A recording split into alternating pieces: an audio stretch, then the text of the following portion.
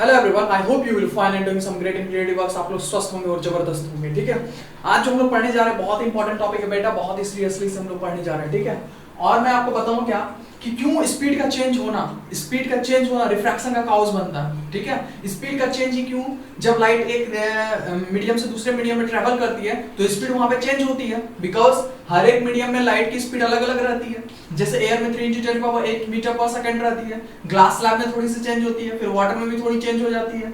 Glass slab में कितने हो जाती है 2 × 10⁸ मीटर पर सेकंड, वाटर में कितने हो जाते हैं 2.25 × 10⁸ मीटर पर सेकंड। ठीक है, तो क्यों लाइट का स्पीड जो है चेंज होता है जब एक मीडियम से दूसरे मीडियम जाती है, लाइट ट्रेवल करती है और वो रिफ्रैक्शन का कॉज बनता है। तो आज हम उसी को देखने वाले हैं। ठीक है, आज मैंने डायग्राम ड्रॉ कर दिया, वैसे मैंने ये सब फर्स्ट क्लास में बताया था आप लोग को, लेकिन फिर भी आज हम लोग इसे मतलब कि विस्तार रूप से एक्सप्लेन करके पढ़ने वाले हैं। ठीक है, तो इसलिए मैंने सब कुछ बताया। ये जो है बेटा, अब लाइट जो फॉल होगी बेटा, ध्यान से देखना, कोई दिक्कत वाली बात नहीं है, आराम से देखना, बहुत स्लो चलेंगे। लाइट जब फॉल होगी तो लाइट एक रेस तो नहीं आएगी। मान लो कि सन से रेज आ रही है तो रेज जो आएगी वो तो कलेक्शन में आएंगे, जिसको हम लोग ग्रुप ऑफ रेज करते हैं या बीम ऑफ रेज करते हैं, वो तो कलेक्शन में आएगी बेटा। ऐसा थोड़ी है कि एक रेज वहां से चल दी है और फिर मेरे पास आई एक रेज, ऐसा तो नहीं होगा।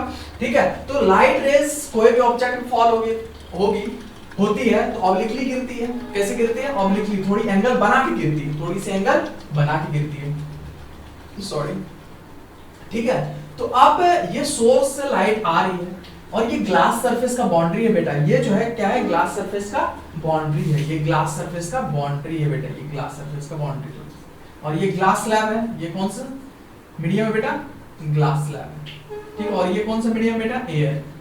मीडियम 1, मीडियम 2, अलग अलग मीडियम है। देखो अब क्या होगी कि जैसे ही लाइट ऑब्लिकली आ रही है, एंगल बना के आ रही है, ऑब्लिकली मतलब तिरछी आ रही है, या इस सरफेस से एंगल बना के आ रही है। एंगल कैसे बना रही है बेटा? मैं आपको आपके नॉलेज के लिए बता दूं। ये देखो, ये अगर सरफेस है तो इससे ये इतने एंगल बना के आ रही है, ये आपके समझने के लिए।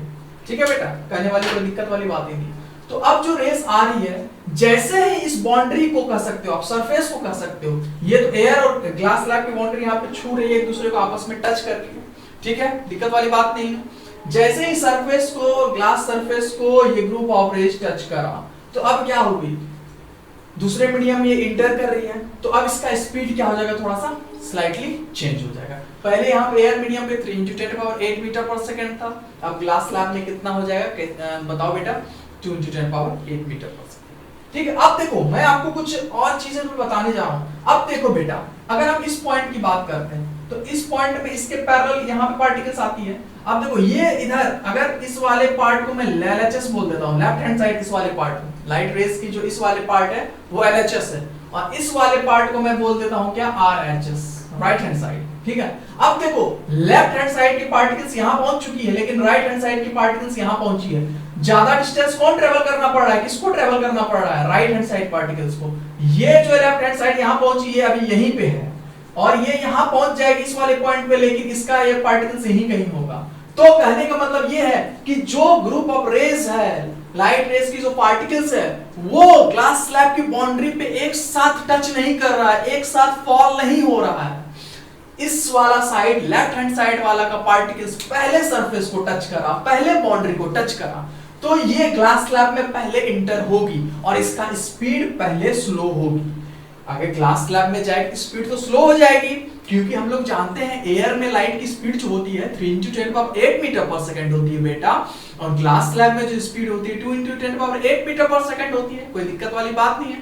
तो मतलब कहने का मतलब 3 से 2 होगा, स्पीड का स्लो डाउन होगा। मतलब लेफ्ट हैंड साइड वाला जो पार्टिकल्स है पहले इंटर करके अपना स्पीड को स्लो कर देगी। ठीक है, मान लो कि बारात के लिए 4-5 गाड़ियां निकली एक जगह से। ठीक है, मान लो बारात के लिए, चलो मैं बता देता हूं, दिल्ली से ग्रेटर नोएडा के लिए निकली, दिल्ली से ग्रेटर नोएडा के लिए 4-5 गाड़ियां निकली है ना। तो अब दिल्ली से ग्रेटर नोएडा के लिए जो निकली, 2 गाड़ियां तो पहले पहुंच के जहां पे डेस्टिनेशन पहुंचना है वहां पे अपना गाड़ी स्लो कर देगी। अब तो वो पहुंच गई है, उसके बाद जो आगे का प्रोग्राम होगा वो तो आगे देखा जाएगा। लेकिन जो 2-3 गाड़ियां पीछे रह गई थी, ठीक है, वो बाद में पहुंचेगी, तो उसका स्पीड जो है बाद में, वो पहुंचने के बाद जो है उसका स्पीड बाद में स्लो होगा। उसी तरह ये जो पार्टिकल्स है, लेफ्ट हैंड साइड वाला पार्टिकल्स है ना रेस का, वो पहले बाउंड्री को हिट करेगी और अपना स्पीड को पहले स्लो करेगी दूसरा मीडियम में, सॉरी। और ये वाला पार्टिकल आरएचएस वाला जो पार्टिकल्स है, राइट हैंड साइड वाला पार्टिकल्स है लाइट रेज की, वो अपना बाद में इस सरफेस को हिट करेगी, ग्लास सरफेस को, ग्लास बाउंड्री को, और वो अपना स्पीड बाद में स्लो डाउन करेगी। अब सारा रेज जो है, सारा पार्टिकल्स जो है, वो इस वाले सरफेस पे ट्रेवल करा, उसके बाद फिर यहां से निकलेगी। ये वाला पार्टिकल्स यहां से पहले निकलेगी, ग्लास स्लैब को छोड़ के पहले निकलेगी। कौन सा पार्टिकल्स? लेफ्ट हैंड साइड वाला पार्टिकल्स जो है, ये वाला पार्टिकल्स लेफ्ट हैंड साइड वाला, वो जो है इस वाले बाउंड्री को पहले छोड़ के निकलेगी और फिर अपना स्पीड को इंक्रीज करेगी। क्यों? अब ग्लास स्लैब से फिर किसमें आ रही है? अरे बोलो भाई, एयर मीडियम में आ रही है। एयर मीडियम में जैसे ही ग्लास स्लैब को छोड़ के एयर मीडियम में आएगी तो अपना स्पीड को बढ़ाएगी बेटा। अरे बढ़ाएगी, हाँ बच्चों। अब जो देखो राइट हैंड साइड की पार्टिकल्स जो बाद में इस सरफेस से निकलेगी, इसका स्पीड जो है बाद में क्या होगा? इंक्रीज होगा। तो बेटा इसी के कारण मुझे क्या दिखता है? बेंडिंग दिखता है, मतलब लाइट अपना डायरेक्शन चेंज करती हुई दिखती है। अगर सारा पार्टिकल्स, रेस का सारा पार्टिकल्स जो है एक साथ बाउंड्री को टच करती तो मुझे जरा सा भी बेंडिंग नहीं दिखती, है ना? बेंडिंग मुझे नहीं दिखती, लाइट अपना डायरेक्शन को चेंज करती हुई नहीं दिखती। लेकिन यहाँ पे पार्टिकल्स जो है एक साथ ना बाउंड्री को हिट करने के लिए, एक साथ बाउंड्री को ना छूने के लिए, इसका जो है डायरेक्शन में क्या हमको दिखता है? चेंज दिखता है। क्या दिखता है? चेंज दिखता है। ठीक है, तो ये आपकी बात होगी। ये जो है आपको ग्रुप ऑफ रेज कह सकते हो, बीम ऑफ रेज कर सकते हो, बीम ऑफ रेज या कलेक्शन ऑफ रेज कर सकते हो, रेज की अच्छा, है ना? अब देखो मैंने क्या लिखा, A B C D, 4 point मैंने लिया इसको दिखाने के लिए और समझाने के लिए, अच्छे तरह से समझाने के लिए। मैंने क्या लिया बेटा? देखो ए पार्टिकल्स पे जो है light waves on this side of beam of light reach the glass slab first, पहले पहुंचती है इस वाले पॉइंट की। अगर बात एक स्पेसिफिक पॉइंट हम लोगों ने माना, तो यहाँ पे जो लाइट रेज है मैंने वही लिखा, इस वाले पॉइंट पे जो है लाइट पार्टिकल्स वो पहले पहुंचती है और फिर ग्लास स्लैब में एंटर करेगी और स्लो डाउन पहले होगी। अब बात करते हैं बी वाले पॉइंट की। बी वाले पॉइंट पे लाइट रेज जो है बीम ऑफ लाइट थोड़ा सा देर ही पहुंचती है, लिटिल लेटर, थोड़ा सा देर बाद पहुंचती है, तो वो स्लो डाउन लेटर होगी, वो अपना स्पीड को बाद में स्लो करेगी। अब देखो सी वाले पॉइंट के बाद क्या करते हैं, इस वाले सरफेस, इस वाले पॉइंट को, इस वाले साइड को लाइट थोड़ा सा बाद में छोड़ के निकलती है और उसके बाद अपना स्पीड को इंक्रीज करती है। मतलब सॉरी, इस वाले पॉइंट में, इस वाले साइड से लाइट रेज जो है वो पहले निकलती है और सबसे पहले ही अपना स्पीड को इंक्रीज करती है। और डी वाले पॉइंट और इस वाले साइड की अगर हम बात करें तो इसमें से लाइट रेज बाद में निकलती है और अपना स्पीड को बाद में थोड़ा सा बढ़ाती है, इंक्रीज करती है। तो मैंने 4 पॉइंट लिखा, 4 स्पेसिफिक पॉइंट के बारे में डिस्कस करा। ठीक है, लाइट रेज कैसे आती है, कैसे निकलती है, और इसी के कारण मुझे जो दिखता है वो बेंडिंग ऑफ लाइट दिखती है, मतलब change in the direction of light दिखती है, मुझे रिफ्रैक्शन ऑफ लाइट दिखती है। ठीक है, ये वाला केस अब छापो, जब लाइट रेज ऑब्लिकली गिरती है। वहां पे देखो बेटा, वहां पे एक चीज क्या हो सकता है, जैसे जहां पे मैंने ग्लास स्लैब लिया है, तो ग्लास स्लैब की जगह आप वाटर सरफेस भी ले सकते हो, कोई दिक्कत वाली बात है नहीं। कोई अलग अलग मीडियम होनी चाहिए, या तो एयर वाटर हो सकता है, या तो एयर ग्लास स्लैब हो सकता है, या ग्लास स्लैब और वाटर भी हो सकता है। लेकिन मैंने ग्लास स्लैब और एयर लिया, 2 मीडियम मैंने चूज करा, एक तो ग्लास स्लैब होगी और एक एयर मीडियम होगी। ठीक है, तो ये वाले पॉइंट लिखो, मैंने समझा भी दिया, है ना? एक एक चीज को समझना है, बारीकी से समझना है, कोई दिक्कत वाली बात नहीं है बेटा, आराम से समझना है। ठीक है, अब देखो बेटा, इसके आगे हम लोग पढ़ेंगे अब क्या, इसके आगे पढ़ेंगे मीडियम पढ़ेंगे, ऑप्टिकली डेंसर मीडियम ना ऑप्टिकली रेयर मीडियम पढ़ेंगे, ऑप्टिकली डेंसर मीडियम ना ऑप्टिकली रेयर मीडियम, है ना? एक पॉइंट इसके बाद मैं लिखा भी दूं,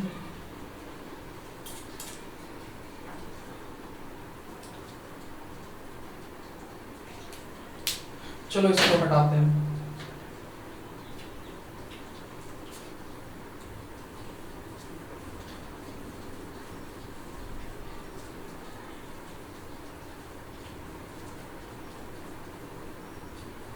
देखो एक पॉइंट मैं बता दूं कि जितना भी आपको लाइट का डायरेक्शन में चेंज होना, रिफ्रैक्शंस होना, ये सब जो आपको दिखता है वो आपको किस थ्योरी में पढ़ने को मिलता है? वो वेव थ्योरी में सब कुछ आपको पढ़ने को मिलता है, ठीक है।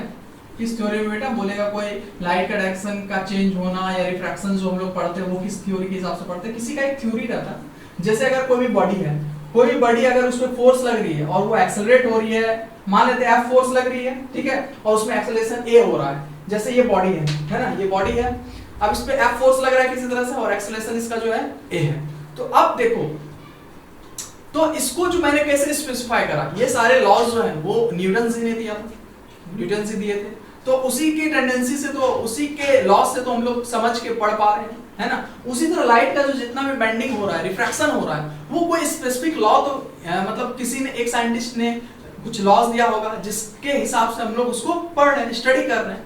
तो उसी तरह रिफ्रैक्शन ऑफ लाइट कह सकते हो, या change in the direction of light या बेंडिंग ऑफ लाइट के बारे में जो हम लोग पढ़ते हैं वो किसके अकॉर्डिंग पढ़ते हैं? किस थ्योरी के अकॉर्डिंग पढ़ते हैं बेटा? वो हम लोग वेव थ्योरी के अकॉर्डिंग पढ़ते हैं। कौन सा थ्योरी? बहुत इंपॉर्टेंट थ्योरी बेटा, वेव थ्योरी के अकॉर्डिंग पढ़ते हैं ना। तो टेंशन लेने वाली कोई बात ही नहीं, तो उसको मैं लिख देता हूं, है ना, बोर्ड आराम से, कोई दिक्कत।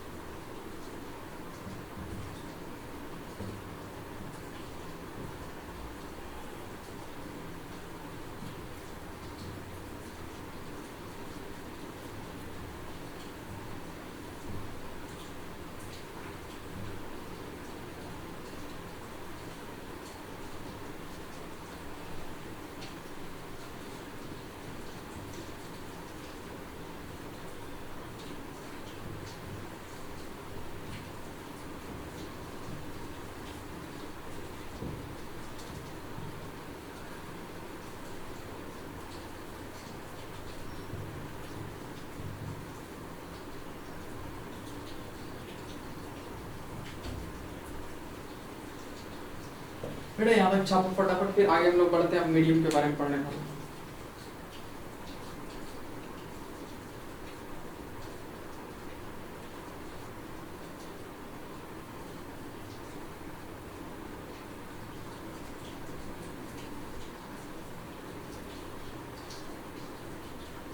और एक चीज मैं आपको बता दूं, वैसे मैं मीडियम पढ़ने से पहले मैं एक चीज आपको बता देता हूं।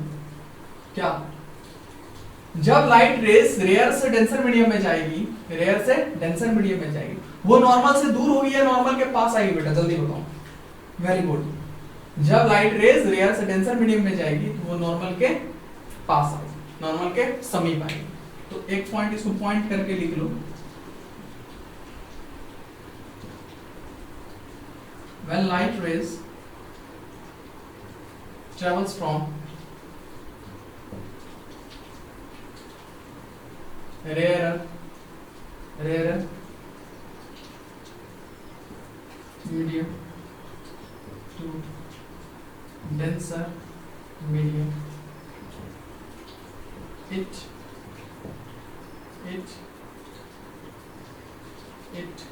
comes closer to normal after refraction, refraction के बाद, रिफ्रैक्शन के बाद। देखो मैंने ये सब तो पहले बता दिया था, लेकिन मैं एक पॉइंट लिखा देता हूँ, ठीक है, ताकि आप लोग को सहूलियत हो, और इसका डायग्राम भी बना देता हूँ। चलो ये ग्लास स्लैब है। जब लाइट रेस कहाँ से आ रही है? एयर से आ रही है, ये एयर मीडियम है, ये ग्लास स्लैब, ग्लास, ये N1 मीडियम है, ये N2 है, डिनोट कर रहे हैं मीडियम को N1 N2। अब एयर से कहां जा रही है? ग्लास स्लैब में, तो इसका एक नॉर्मल होगा जो 90 डिग्री पे होगा। अब ये नॉर्मल के क्या होगा? जब ये रेयरर मीडियम है, ये रेयरर R, ये denser D। R denotes for rarer, यहां पे मैं लिख देता हूं, R denotes for rarer and D denotes for denser. जब लाइट रेस रेयरर से डेंसर मीडियम में जा रही है, तो मैंने पॉइंट क्या लिखा? When light travels from rarer medium to denser medium, it comes closer to normal. Yes बेटा, ये नॉर्मल है, तो कम्स क्लोजर टू नॉर्मल मतलब इस तरीके से। हाँ बेटा, वेरी गुड, वेरी गुड। ये नॉर्मल के समीप आ गई, मतलब ये नॉर्मल है तो दोनों एक दूसरे के समीप आ गए, मतलब ये रेस इसके नॉर्मल के समीप आ जाए। आ जाता है ना। तो एक चीज बताओ बेटा, मैं आपको नॉलेज के लिए बता देता हूं ऐसे कि अगर यहाँ पे ग्लास स्लैब नहीं रहती, एयर ही रहता, ग्लास स्लैब नहीं रहता, तो इसका जो डायरेक्शन रेज का था वो सीधा ऐसा ही रहता, कोई चेंजेस नहीं होता, वो स्ट्रेट पाथ को फॉलो करते हुए जाता। मैंने आपको नॉलेज के लिए बताया, तो आप इसको ऐसे भी लिख सकते है ना। चलो, तो ये तो बात होगी इसकी। अब नेक्स्ट दूसरा पॉइंट, अब हम लोग तो बात करें लाइट जा रही है रेयर से डेंसर में, अब बात करेंगे जब लाइट रेज जाएगी डेंसर से रेयर में, ग्लास स्लैब से एयर में, तब क्या होगी।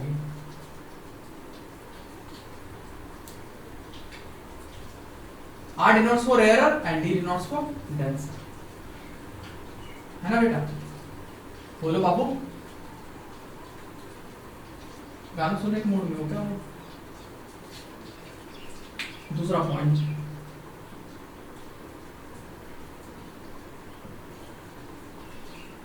when light rays travels from denser medium to rarer medium, then it bends away from the normal, away from the normal। तो इसको देखते हैं, लाइन में क्या लिखा हुआ बेटा, जब लाइट रेज डेंसर मीडियम से रेयरर मीडियम में ट्रैवल करेगी तो क्या होगा। डेंसर मीडियम से रेयरर मीडियम में ट्रैवल करेगी तो क्या होगा, है ना। डेंसर मीडियम से रेयरर मीडियम में ट्रैवल करेगी तो क्या होगा। तो अब देखते हैं डेंसर मीडियम से रेयरर मीडियम।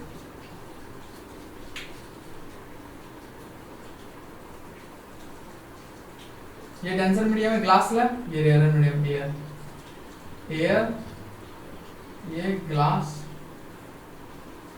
स्लैब। अब देखो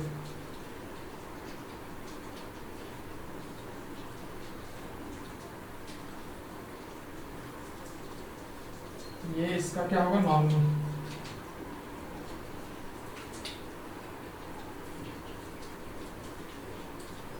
अब क्या होगा, नॉर्मल से ये क्या करेगा, अवे मूव, इस पे नॉर्मल से अवे, ठीक है। देखो नॉर्मल से अवे, नॉर्मल है ये, इसके दूरी, light rays refract, light rays then it bends away from the normal after refraction के बाद। तो ये समझ में आई होगी आप लोग। अब नेक्स्ट क्लास में हम लोग ऑप्टिकली रेयर और ऑप्टिकली डेंसर मीडियम पढ़ने जा रहे हैं। आई hope you enjoy the video, आप लोग अच्छे से पढ़ें और कोई भी डाउट हो तो कमेंट बॉक्स में जरूर पूछें। Thank you very much.